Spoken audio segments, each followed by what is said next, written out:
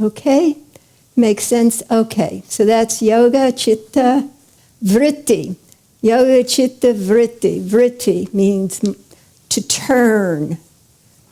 Modification, thought form, whirlpool, wave.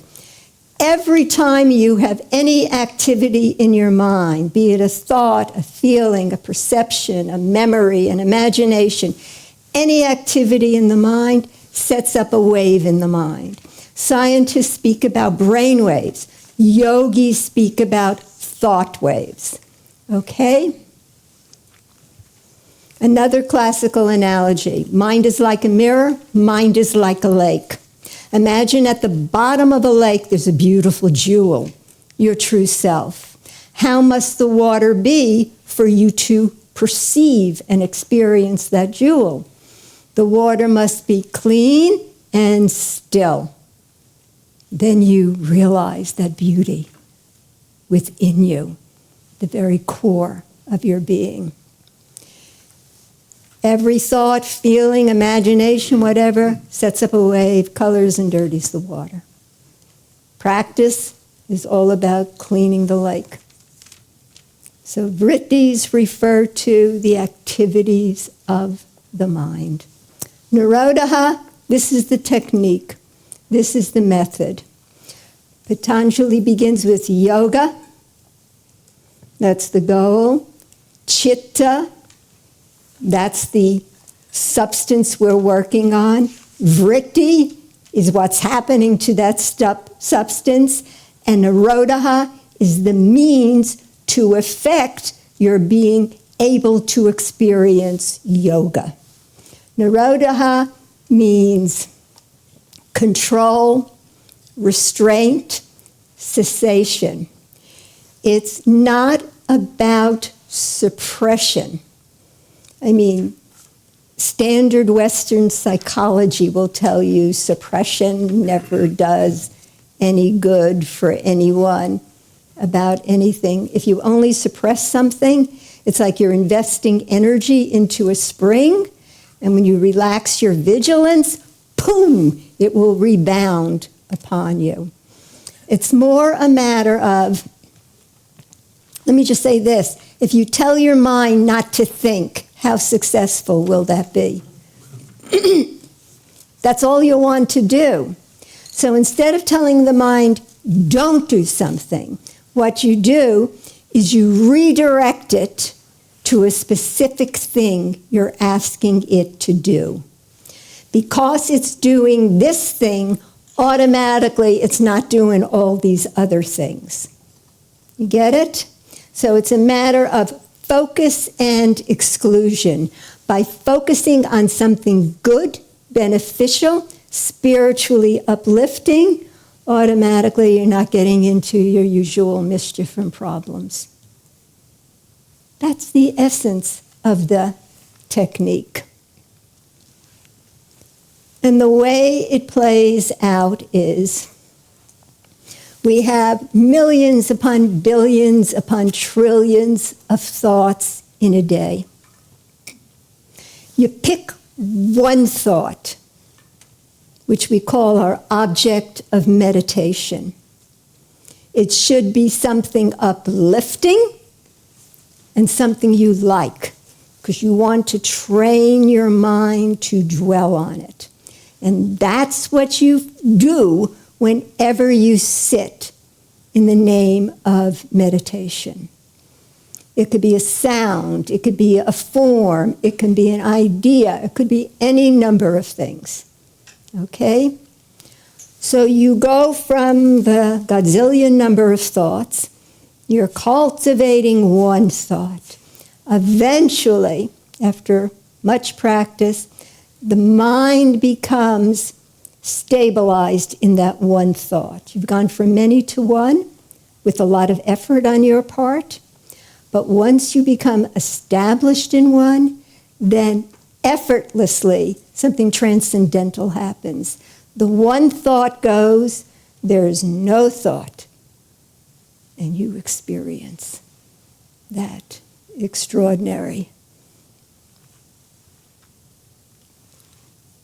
vision experience of yourself as something not limited by the body and mind, but something that's unlimited, infinite, eternal, all loving, all embracing, all knowing. So you go from many to one to none. A simple analogy, think of going to sleep. Imagine you're really tired, but your mind is really busy. Too many thoughts running around. What do we often do? We put on some nice music that we like, some soft music. So from all the chatter, now you just have sweet music playing. And when your mind is fully absorbed in the sweet music, you drift into sleep. It's the same principle. Okay? You want to demonstrate it for yourself quickly? I'll give you a way to demonstrate it for yourself. Okay? Okay. I'm going to give you a 1-minute challenge. Okay? In the next 1 minute, I challenge you not to think the word hippopotamus. Who's not thinking it? Who's thinking it? Now, who's not thinking it? What aren't you thinking? You get the point? What is the chance that you would have thought the word hippopotamus the whole time you're at the ashram if you hadn't been challenged not to? 0. That's what the mind is like. As soon as you tell it not to do something, it's like a child. That's what it wants to do. So that's what we're dealing with. Everyone, please stand up for a moment. You all know tree pose? Okay, we're going to do it. Pick a point to focus on. Bring your attention to the right foot. Place it firmly, squarely on the floor. Raise the left. Place it wherever you can comfortably. Against the opposing leg. Place your palms together at the level of the heart. And if you are comfortable, raise them overhead, continuing to gaze at your point. Then back to the heart and release. Now bring your balance to the left foot. Raise the right. Situated comfortably. Place the palms together at heart level. Extend them overhead.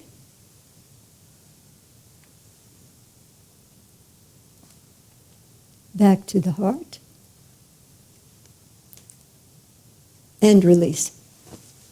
Okay, who was thinking about hippopotami? Anyone? Why not? Because you were totally focused on something else. Okay, sit down. Just to demystify spiritual life and esoteric things, the exact same principles, patterns, behaviors that we see in the physical world on an everyday basis, it's the same exact stuff, dynamics, that happens within, just on a more subtle level. Just on a more, there's no break between inner and outer. Just think of the breath. 1 minute it's out there, the next minute it's inside you. And then what's inside you becomes out there. There's no break. There's just a continual flow. Continual. Okay, so that's Nirodhah.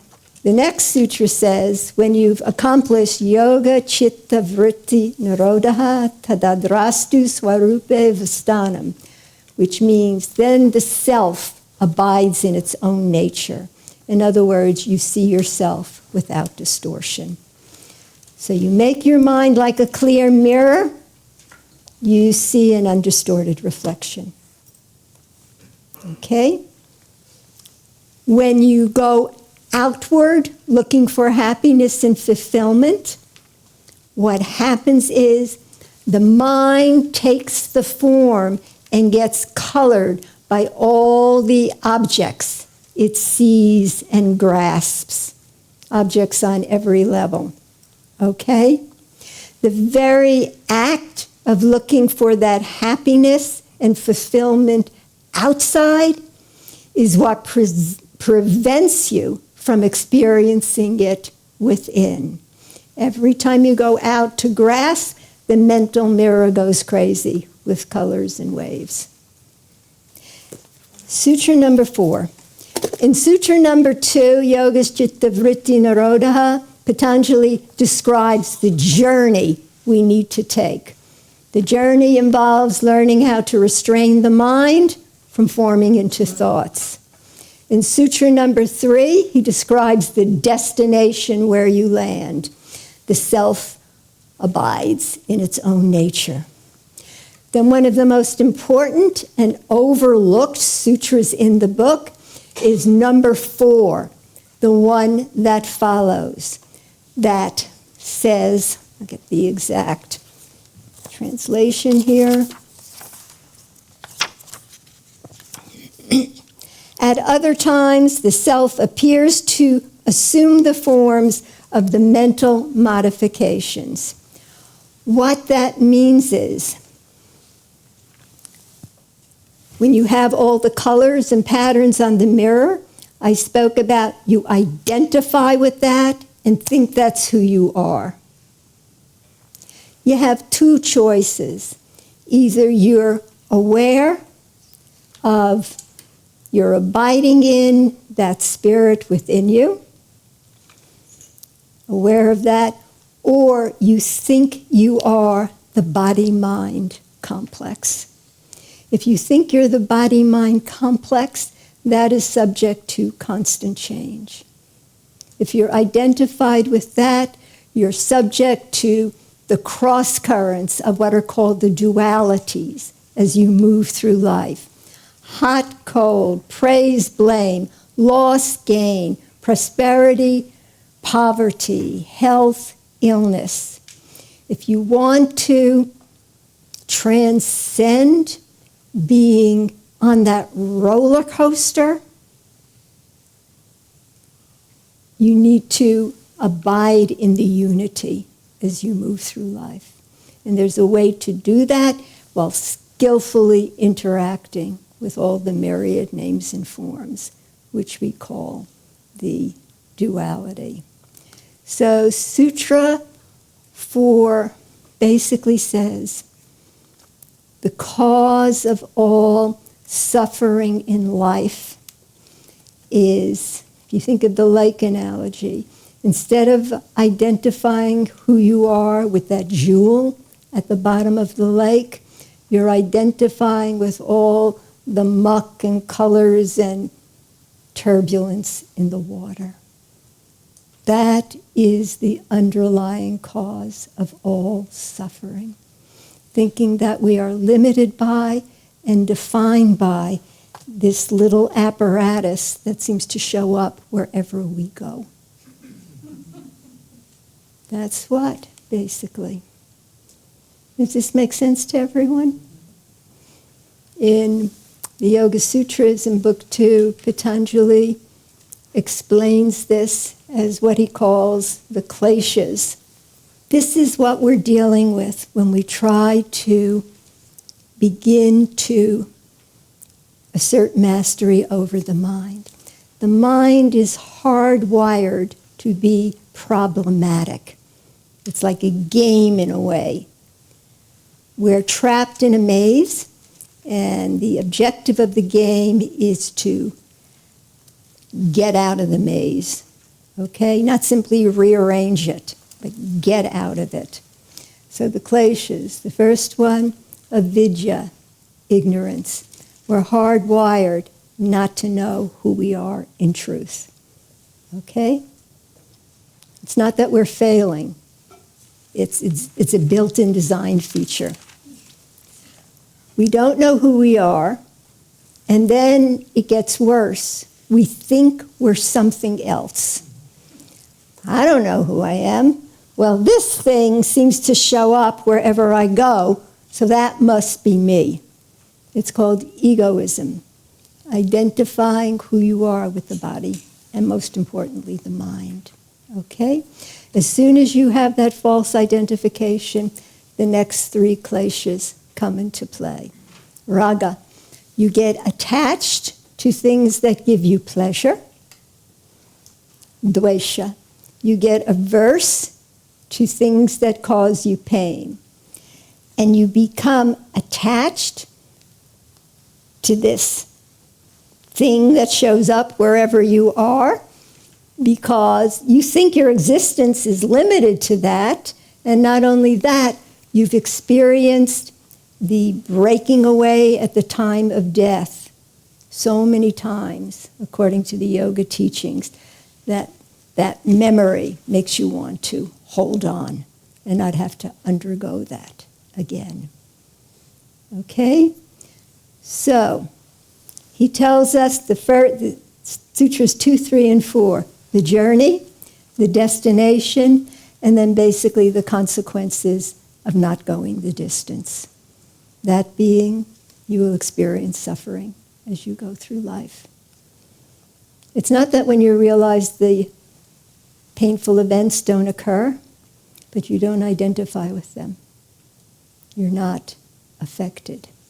There's a story about Ramana Maharshi, second sage there. He had terrible case of cancer in his elder years. He didn't even want to treat it, but his disciples said, we can't bear to see this. We want to treat it. So they called a doctor. The doctor came and he said, okay, this is serious. We need to perform a surgical procedure. And he was about to give anesthesia. And Ramana said, no. They want you to do the procedure. I'm agreeing. No anesthesia. And the doctor said, but this is really going to be painful. Doesn't matter. Just do what you have to do. So the doctor began performing the surgery, and the arm would twitch because the nerves were being affected. But he wasn't affected. And as the story goes, he was talking to his arm as the surgery was happening, saying things like, you must have gotten into a lot of mischief to find yourself in this situation. Look at this karma. What did you do? And he said, okay, purge it out. Purge out the karma. So as other people were looking, he was looking.